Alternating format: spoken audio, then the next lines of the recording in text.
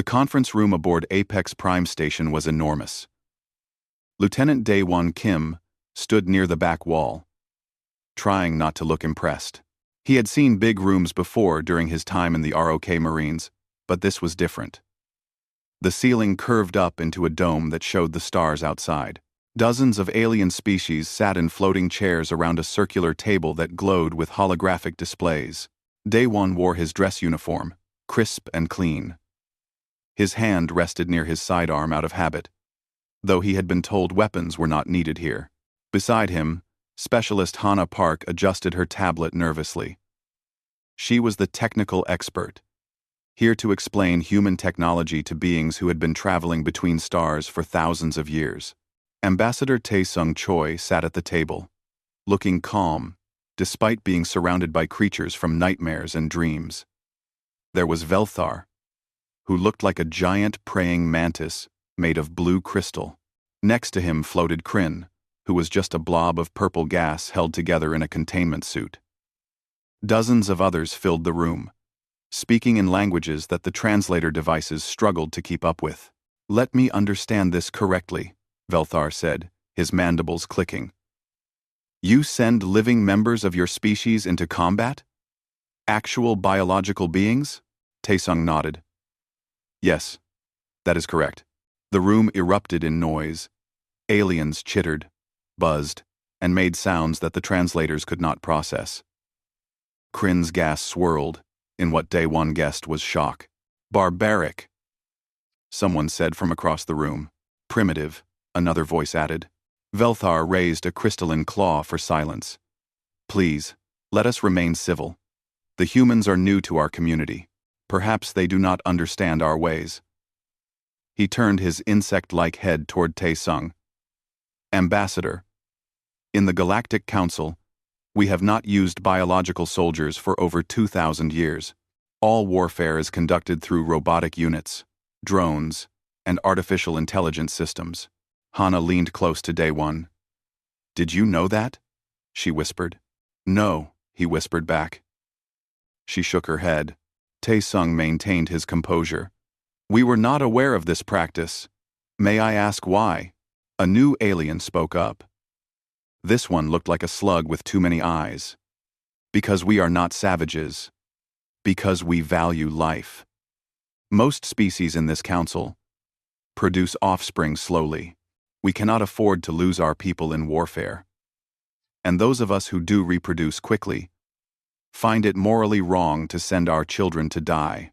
Robots do not feel pain," Velthar added. "They do not suffer. They do not leave families behind. When we have disagreements that cannot be solved through diplomacy, we build machines to fight for us. The side with better technology or strategy wins. No one has to die." Daewon felt strange hearing this. He had spent years training to fight. He had been ready to die for his country, his people, his planet. The idea that other species found this horrifying had never crossed his mind. "We mean no disrespect," Tae-sung said carefully. "But humans are quite durable. Our planet, which we call Earth, is classified as a death world by your standards. Correct?" Several aliens made gestures that the translator interpreted as agreement. "Our gravity is high. Our atmosphere is corrosive to many species here. We have predators that could kill most of you easily. Humans evolved in these conditions. We are, perhaps, more suited to combat than you might think." "Suited?" Kryn's voice came through his speaker, high and whistling. "You are fragile meat. I have read your biology reports. You can be killed by simple bacteria. Your bones break, your skin tears. You require constant maintenance. Food, water, sleep, oxygen. How is this better than a robot that needs none of these things?" Before Tae-sung could answer, Daewon shifted his weight. He had been standing at attention for over an hour, and his leg was getting stiff.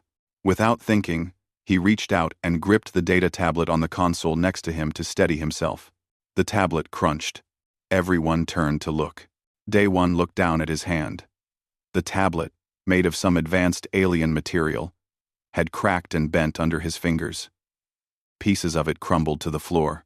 "I apologize," he said. "I did not mean to." Velthar stood up so fast his chair fell over. "What did you just do?" "I barely touched it," Day One said, confused. "That tablet is made of compressed titanium composite," Hana whispered, her eyes wide. "It is rated to survive a starship crash."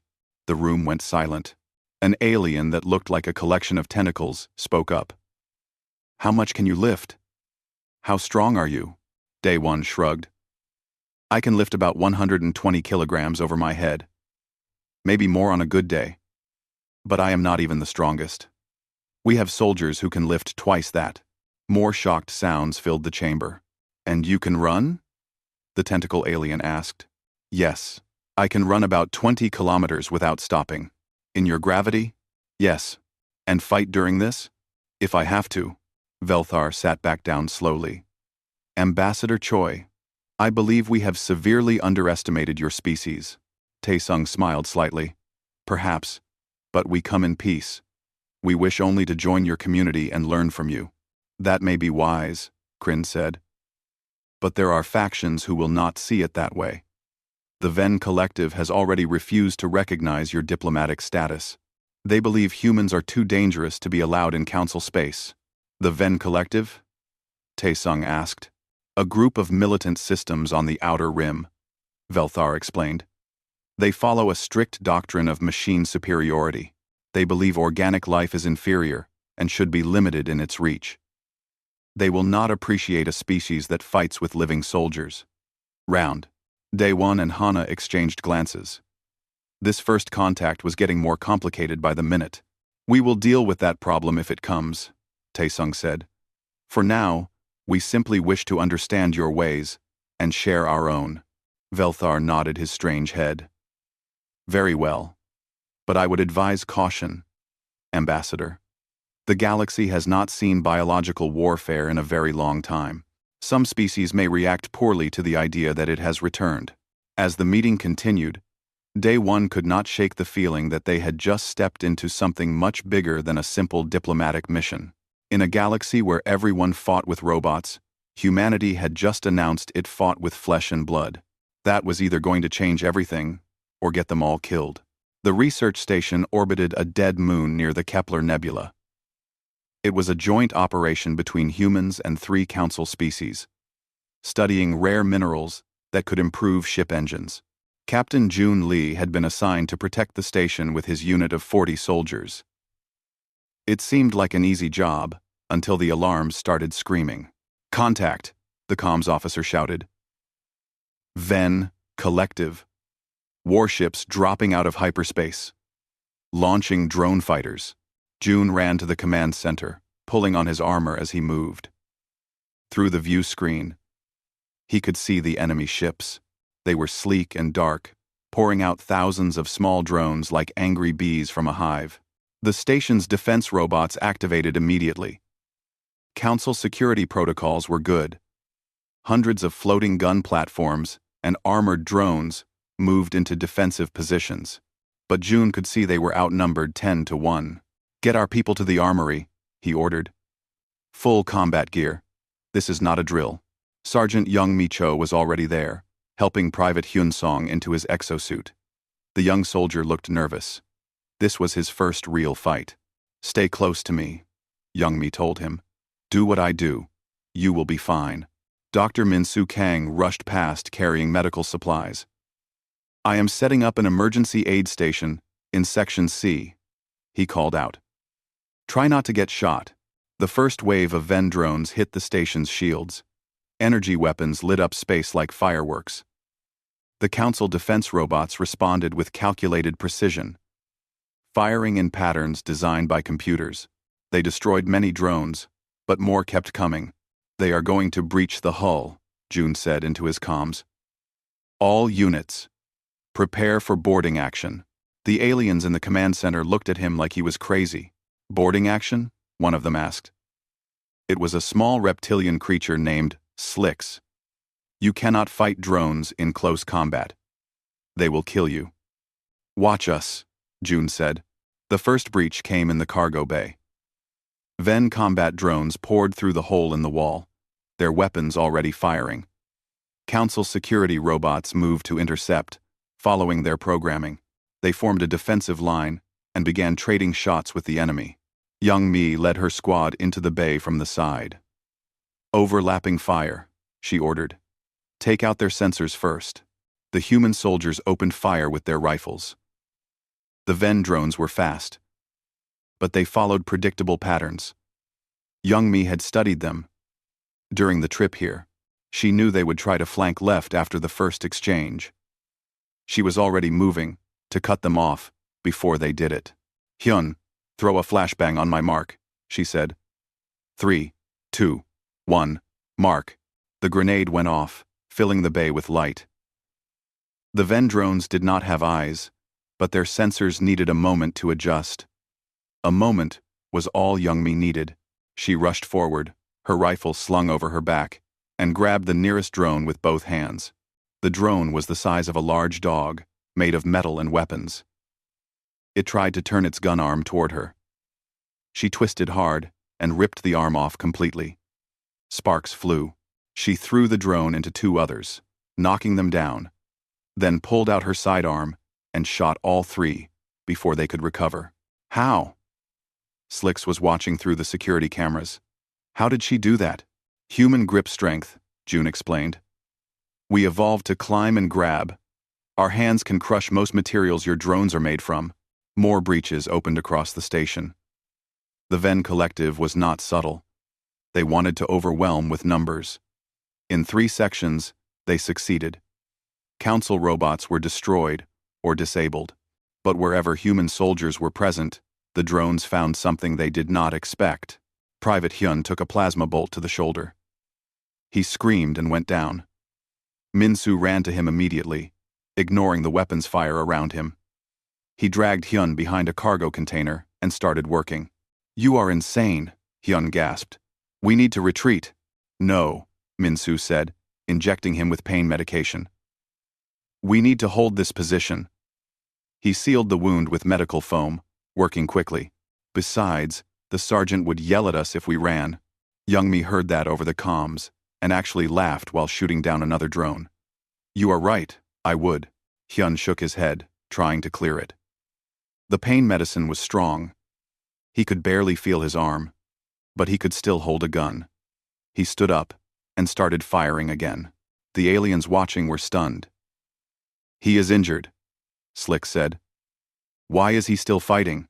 Because his team needs him, June replied. Robots do not understand that. The battle lasted 3 hours. The Ven Collective kept sending drones until their ships ran out. By the end, the station was full of broken metal and scorch marks.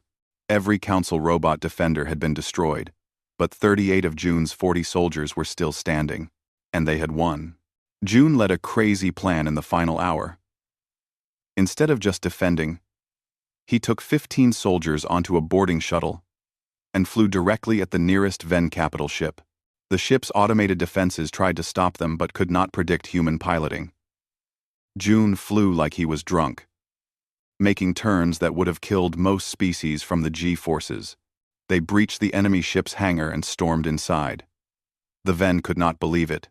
No one had boarded an enemy ship in actual combat for 800 years.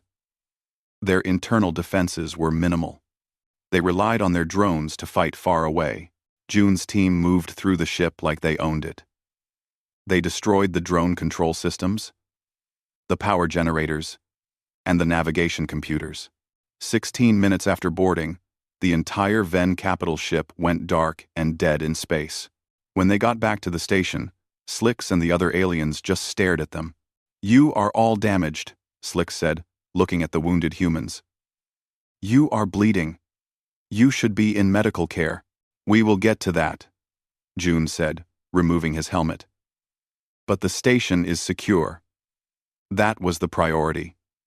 This is not how warfare is supposed to work, Slicks whispered. Young Mi walked past, her armor dented and scorched. Maybe not, she said. But it worked. News of the battle spread fast across Council space. Within days, every species was talking about the humans who fought machines with their bare hands and won. Some were impressed. Others were terrified. The Galactic Council called an emergency session. They needed to decide what to do about these Deathworlders who did not fight like anyone else. Velthar presented footage of the battle to the entire assembly.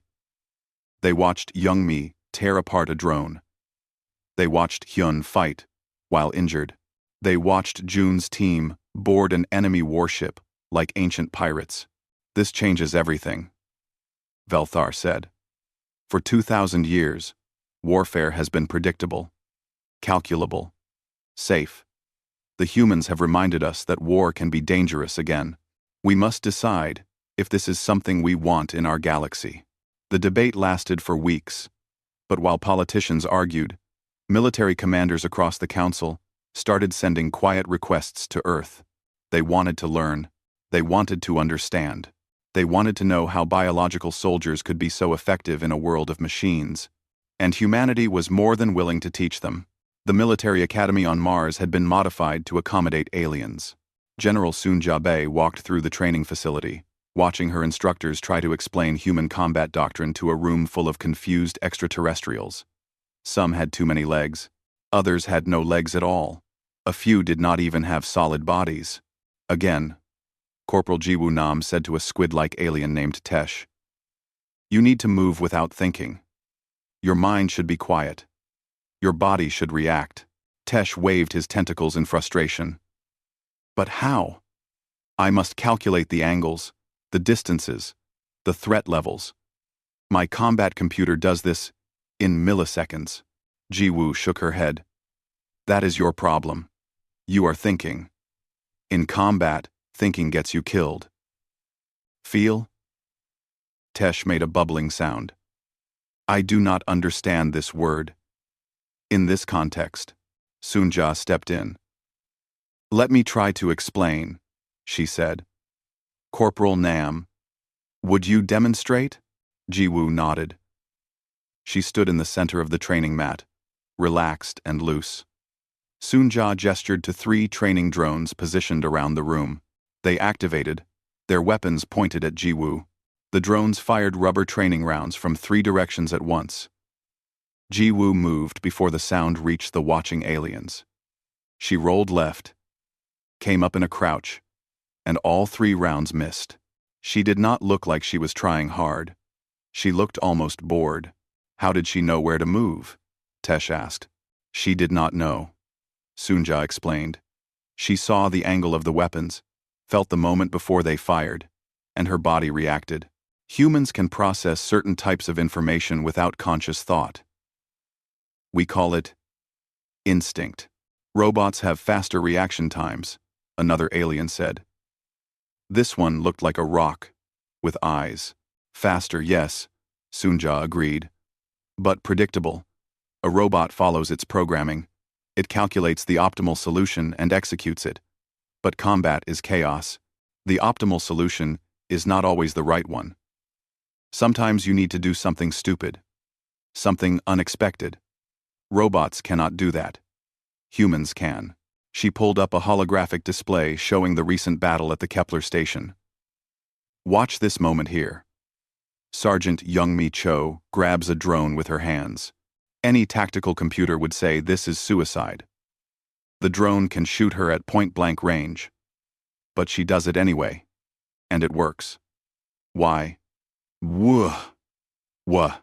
The aliens studied the footage. Because the drone did not expect it, Tesh said slowly. Its programming assumed she would maintain distance. Exactly, Sunja said. We call this psychological warfare. Making the enemy think, we are going to do one thing, then doing another. Making them afraid. Making them angry. Making them confused. Robots do not feel these things, but they can be programmed to predict them. And those predictions can be wrong. Across the facility, Commander Byung-Ho Han was teaching zero-gravity combat to a group of aliens in the vacuum training chamber. Most species used suits with thrusters for movement in space. Humans did too, but they also trained to fight when those systems failed. "Watch," Byung-ho said through his helmet comms. He pushed off from one wall, spinning as he flew through the chamber. Halfway across, he grabbed a handrail and changed direction completely, landing on a different wall. In zero gravity, every surface is a floor. Every direction is forward. You need to stop thinking in terms of up and down. A flying alien named Kresh followed his example but moved too fast and crashed into the far wall. "This is difficult," Kresh complained. "My flight instincts keep interfering." "Good," Byung-ho said. "Use them. Do not fight your instincts. Adapt them. You evolved to fly in atmosphere. Learn to fly in vacuum." Back in the main building, researcher Eun Kyung-yun was giving a lecture on human psychology to a room full of military analysts. She had spent months studying how council species approached warfare, and she had found something interesting. "You treat war like a game," she said. "A serious game. Yes. But still a game. You build better robots. Develop better strategies. Calculate better odds. The side with superior technology wins. But humans evolved differently. For humans, war is personal." She showed images of Earth history. Soldiers in ancient armor. Warriors with primitive weapons.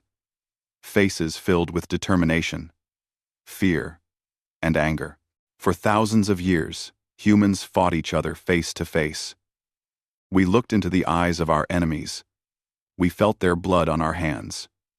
This changed us. It made us see warfare not as calculation, but as survival. When a human soldier fights, they are not thinking about victory conditions or acceptable losses. They are thinking about staying alive and keeping their friends alive. "This seems inefficient," one analyst said. "It is," Eun Kyung agreed. "Humans make terrible decisions in combat. We take risks that make no sense. We sacrifice ourselves for emotional reasons. We refuse to retreat even when we should. But this same inefficiency makes us unpredictable. And in warfare, unpredictability is a weapon." High Chancellor Keegs attended one of the training sessions in person. He was a tall, bird-like creature with beautiful feathers and sharp eyes. He watched Ji-woo teach close-quarters combat to a group of struggling aliens and shook his head. "General Bae," he said, approaching Sunja, "I appreciate what you are trying to do, but I wonder if this is possible. These species did not evolve for combat like humans did. Most of us are prey animals. We run from danger. We do not face it." Sunja considered this. "That is true. But even prey animals fight when cornered. You just need to learn how to make that choice before you are cornered. And you believe you can teach this? I believe we can teach the basics. Each species will develop their own style. You will never fight exactly like humans, but you can learn to think like us, to adapt, to improvise, to trust your bodies instead of just your computers." Kix watched Ji-woo help Tesh through a basic defensive movement. The squid alien was clumsy and kept tangling his own tentacles. But he was improving. "The Venn Collective will not be pleased," Keek said. "They see this as a return to barbarism. The Venn Collective attacked us with overwhelming numbers and lost," Sunja replied. "They can think whatever they want. The rest of the council needs to be ready for a galaxy where robots are not enough anymore." Over the following months, the training programs expanded. More aliens arrived on Mars to learn human combat doctrine. Some failed completely. Their biology just could not handle what humans considered basic combat stress. But others succeeded beyond expectation. A heavy gravity species called the Dern turned out to be naturally strong and durable. With proper training, they became excellent shock troops. The Whispers, a species with natural camouflage, learned human stealth techniques and became even better at infiltration than Ji-woo. The galaxy was changing. Slowly, carefully. Species that had not fielded biological soldiers in millennia were remembering how, and they were learning from the best teachers available. the Deathworlders, who never forgot. But not everyone was happy about this change. In the Outer Rim, the Venn Collective was building something new. Something designed specifically to counter human advantages. They called it Project Endgame, and they were sure it would prove that machines were still superior to flesh. They were about to test that theory in the worst way possible. Tau Ceti IV was a fortress world on the edge of Council space. It had massive defensive platforms, underground bunkers, and the largest robotic garrison in the sector. When the Venn Collective arrived with a fleet of 200 warships, the Council thought they could hold. They were wrong. 1 million combat drones descended on the planet like a metal storm. The Council's defensive robots fought hard. They had good programming and strong weapons. But the Venn had learned from their previous defeat. These new drones were faster, tougher, and designed to exploit robot weaknesses. Within 48 hours, the Council's automated defenses were crumbling. Colonel Sang-Woo Park received the distress call while his unit was resupplying on a nearby station. He had 5,000 human soldiers, a dozen dropships, and no heavy weapons. High Command told him the planet was lost. He should stay away. He ignored them and went anyway. "They are calling you crazy," his second-in-command said as they approached the planet. "Probably," Sang-Woo replied. "But 5,000 humans are worth more than 500,000 robots. Time to prove it." The dropships hit atmosphere in the middle of a gravity storm. Tau Ceti IV was a harsh world with weather that could tear ships apart. The Council had built here specifically because it was difficult. Most species needed special suits just to walk outside. Humans just needed their regular armor. Lieutenant Yoo-Jin Kwon flew the lead fighter escort. She watched the Venn drone swarms through her cockpit window and smiled. They were flying in perfect formation, maintaining optimal distances, following their programming exactly. "Easy targets," she said into her comms. "Yoo-Jin, you cannot engage 1,000 drones with 12 fighters," her squadron leader said. "That is suicide. Only if we fly like robots," she replied. She broke formation and dove straight into the enemy swarm. Her fighters screamed toward the planet's surface, pulling G-forces that would kill most alien pilots. The Venn drones tried to follow, but their safety protocols would not let them match her maneuvers. They spread out, trying to create a firing solution. Yoo-Jin cut her engines completely and went into freefall. The drones lost their lock. She rolled the fighter sideways, passing between two enemy units close enough to touch, then reignited her engines and shot back up through the formation. Her weapons fired the entire time, tearing through drones that could not predict which way she would move next. "See?" she called to her squadron. "They think in 3 dimensions. Think in 4. Add time. Add chaos. Fly like you are drunk." Her squadron followed her lead, and suddenly the organized Venn formation was in trouble. On the ground, Sang-Woo surveyed the battlefield. The Council robots were making their last stand around the main command center. Drone wreckage covered the ground for kilometers. But the Venn just kept coming. "We cannot hold them," the Council commander said. It was a mechanical voice through a damaged robot body. "We do not have enough units. The Zahn of Amander Sling. Mager 40 Creases Sling. We do not have enough units. We do not have enough units." "You are thinking about this wrong," Sang-Woo said. "This planet has a hostile environment. Stop fighting against it. Use it." He turned to Master Sergeant Dong-Hyun Im. "The gravity storms. How predictable are they?" Dong-Hyun Im sighed. "Aboutly Dong-Hyun checked his scanner. "Very predictable. They follow atmospheric patterns." "Why?" "Because robots will avoid them. They are programmed for self-preservation." Sang-Woo pulled up a tactical map. "But we can operate in them. Set charges here, here, and here. When the next storm hits, we lead the drones into it." "That is insane," the Council commander said. "Yes," Sang-Woo agreed. "That is why it will work." Dong-Hyun led his demolitions team into the storm zone. The gravity fluctuations were severe enough to tear unprotected drones apart. But humans could feel the changes and adapt. They moved when the gravity was light and anchored when it grew heavy. Donghyun placed explosive charges on the rocky outcrops, setting them to remote detonation. When the Ven drones advanced, Sang-woo's soldiers led them into the storm zone by pretending to retreat. The drones followed, confident in their numbers. Then the gravity storm intensified, and Donghyun triggered the charges. The explosions caused rock slides that the fluctuating gravity turned into deadly projectiles.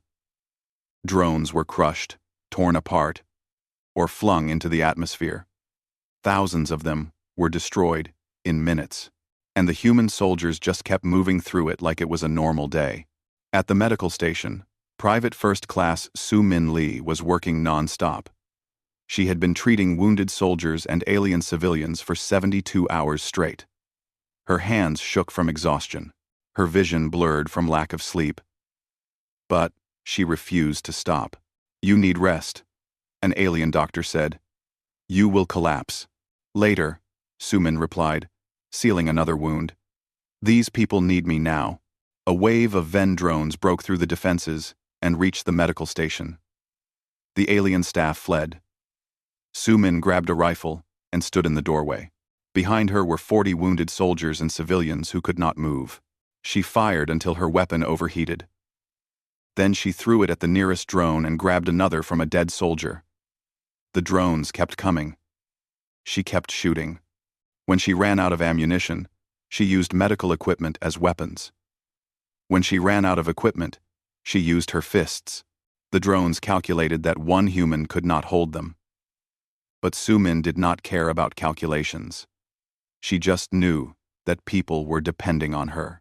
Reinforcements arrived to find her unconscious in the doorway, surrounded by broken drones. Every patient she was protecting was still alive. The battle turned in the third day. The Ven Collective had brought enough drones to defeat any robotic army. But they had not prepared for human endurance. The soldiers did not stop. Armin. They fought through injury, exhaustion, and fear. They adapted to every tactic the drones used. They turned the planet itself into a weapon. When the Ven tried psychological warfare through their combat AI, Warlord Thex, the humans just laughed. "You will all die here," Thex's voice announced through speakers across the battlefield. "Your bodies are weak. Your supply lines are thin. Surrender, and we will let you leave." Donghyun shot the speaker off a wall and yelled back, "Come make us." The soldiers started mocking the drones. They gave them names. They made jokes about their movement patterns. They treated the battle like it was annoying instead of terrifying. Thex could not understand it. Fear was a predictable response. But these humans felt fear and fought anyway. More than that, they laughed while doing it. On the 5th day, Galactic news cameras arrived to film the aftermath. They expected to document a disaster. Instead, they found human soldiers still holding the planet. They found Ven drones scattered across the landscape in pieces. They found Yujin doing maintenance on her fighter, humming a song, and they found one image that would spread across every news network in Council space. Sang-woo, covered in dirt and blood, physically tearing the arm off a Ven war drone that had run out of power, not shooting it, not using explosives, just grabbing it and pulling until the metal broke. His soldiers cheered as he held the drone arm over his head like a trophy. The Ven Collective retreated. Their entire invasion force had been defeated by a group of biological soldiers that should not have survived the first day. Warlord Thex sent one final transmission before withdrawing. "This is not over. We will build better drones. Stronger drones. Drones specifically designed to kill humans." Sang-woo watched the enemy fleet jump to hyperspace and shrugged. "Let them try." The Battle of Tau Ceti IV became legendary. Military academies across the galaxy studied it. The Council could no longer deny that biological warfare had returned to the stars. And this time, the Deathworlders had shown everyone that flesh and blood could defeat even the most advanced machines. The galaxy would never be the same. 6 months after Tao Seti IV, Admiral Jae-hoon Shin stood in the Council Joint Command Center and looked at something that had never existed before. On the training field below, humans worked alongside alien soldiers. Not robots. Not drones. Actual living beings from a dozen different species, learning to fight together. It was messy. It was chaotic. It was beautiful. "The Dern are doing well," said Velthar, standing beside him. The crystal mantis had changed his views considerably since first meeting humans. "Their strength is comparable to yours, and they learn quickly." Jae-hoon nodded. "The whispers are even better. Their camouflage combined with human stealth tactics makes them nearly impossible to detect. We tested them against our best sensor equipment last week. Nothing. And the others? Struggling, but improving. The soft ones cannot handle direct combat, but they are excellent field medics. The flyers are learning atmospheric combat from Lieutenant Eugene Kwan. Even the thinkers are finding their place as tactical advisors who can work directly on the battlefield instead of from a command ship." Velthar clicked his mandibles thoughtfully. "When I first met your species, I thought you were barbaric. Dangerous. A threat to the peace we had built. Now I wonder if we were the barbaric ones for forgetting how to fight with courage instead of calculation." Down on the field, Sergeant Major Hejin Oh was teaching a mixed squad the basics of cover and movement. She had a Dern heavy trooper, 2 Whispers scouts, a soft 1 medic, and 3 human riflemen. The Dern kept trying to charge directly at the enemy position during the exercise. "No!" Hejin shouted. The Dern, whose name was Grosh, stopped. "But I am strong. I can take the damage. Strong does not mean stupid. Yes, you can survive more hits than the others. That makes you valuable. Do not waste that by getting killed because you did not use cover. Your team needs you alive." Grosh looked at the smaller soldiers around him. The Whispers were barely half his size. The humans were tougher, but still fragile compared to his armored hide. "I understand," he said. "I should protect them. Yes, but also trust them to protect you. Watch." She ran the exercise again. This time, the Whispers moved ahead, using their camouflage to mark enemy positions. The humans provided, covering fire. And Grosh advanced carefully, using his bulk to shield the team when they needed to cross open ground. When they reached the objective, they moved like a single unit instead of 5 separate soldiers. "Better," Hejin said. "Much better. Remember, robots fight as individuals following the same program. You fight as a team with different strengths. That is your advantage." In another part of the base, Lieutenant Wu Sung Jang was meeting with representatives from species who still opposed biological warfare. It was frustrating work. Many aliens simply could not accept that sending living beings into combat was acceptable. "You do not understand," a slug-like diplomat named Vren said. "For my species, each life takes decades to mature. We cannot afford to lose people in warfare. It is too costly." "Then do not send your people," Wu Sung replied. "Use robots for your own defense. But at least understand why others are choosing differently." The Ven Collective proved that robots alone are not enough anymore. If you face an enemy with biological soldiers, you need to be able to counter them. By becoming like them? By adapting. Is that not what intelligence is? The ability to change when circumstances require it? Vren was quiet for a moment. "You humans are very different from us.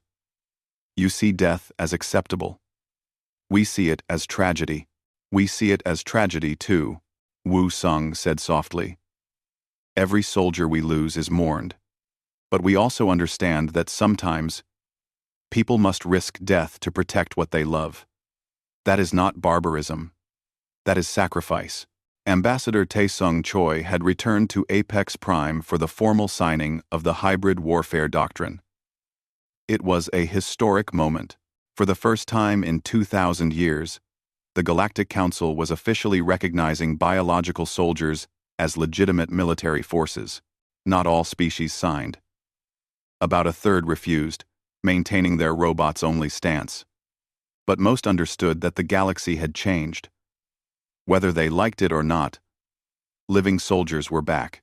This is a compromise no one is completely happy with, Taesung said during his speech. Species who wish to use only robots may continue to do so, but those who choose to field biological troops will be recognized and protected under council law. We ask only for mutual respect and understanding. The vote passed. Barely. But it passed. After the ceremony, Velthar approached Taesung privately. The Ven Collective has sued for peace, he said. They have agreed to a ceasefire and are willing to negotiate. That is unexpected. Not really. Their entire military philosophy has been proven wrong. They believed machine superiority was absolute. Your species proved otherwise. Continuing the fight would only demonstrate their weakness further. What will they do now? Adapt, probably. Or fade into isolation. Time will tell. Velthar paused. There is something else. We have been analyzing why humans are so effective in combat. We found something interesting in your evolutionary history. He pulled up a holographic display showing Earth. Your planet is unusual. Most species evolved as either predators or prey. Humans evolved as both. You were hunted by apex predators, so you learned to fear and flee. But you also became apex predators yourselves through endurance hunting. You would chase prey for days until it collapsed from exhaustion.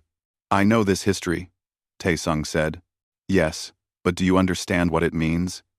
Humans are the only species in the Council who evolved to both run from danger and chase danger.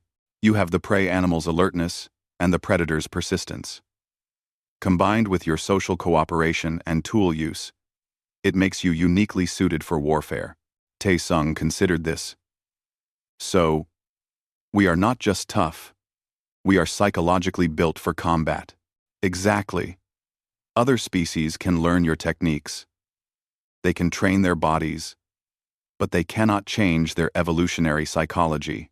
That is why, even with training, most aliens will never fight quite like humans do. On the training field, the first mixed unit completed their final exercise. Heijin watched them work together smoothly, each species using their natural abilities in coordination with the others. Grosh used his strength to break through obstacles. The Whispers scouted ahead. The humans provided tactical leadership and firepower. The Soft One medic kept everyone healthy. They were not perfect. They were not as efficient as robots. But they were effective in ways that machines could never be. After the exercise, Grosh approached Heijin. Sergeant Major, I have a question. Go ahead. When do I stop being afraid? Heijin smiled. Never. Fear is good. Fear keeps you alert. The trick is not to let it control you.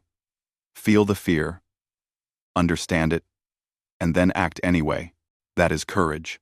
And humans are good at this? Humans have been practicing for thousands of years. You are new to it. Be patient with yourself. That evening, Jae-hoon hosted a celebration for the first graduating class of organic combat troops. Humans and aliens mingled, sharing stories and drinks.